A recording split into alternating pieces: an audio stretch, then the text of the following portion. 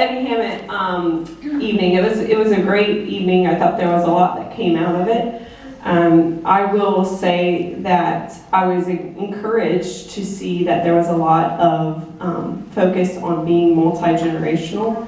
I think that's a needed space and it's not always created, and that was something that originally excited me about the idea of it. But we were asked to share kind of what was most meaningful to us, and so I stayed focused. I wrote it down. So the topic of conversation being the future of the church, it's a need and it's a must.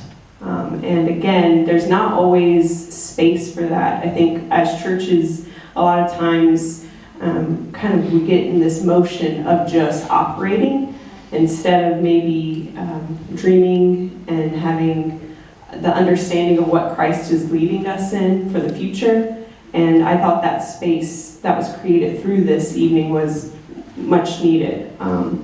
Also, just speaking on Eddie Hammond, I thought he did a really good job.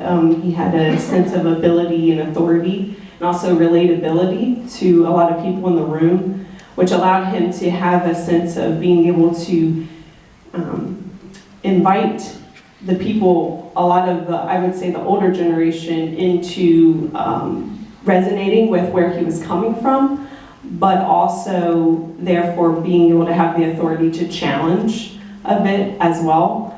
And I think that he did that and monitored that very well. And then, to be honest, for me, one of the most meaningful things was the openness of the older generations that were in the room. For me, as a younger person, it was very encouraging and got me feeling that there is hopefulness that we can be multi-generational when it comes to how to advance the kingdom together, and being focused on Christ as the center versus just our own personal agenda. So for me, that was the most meaningful things about this specific evening.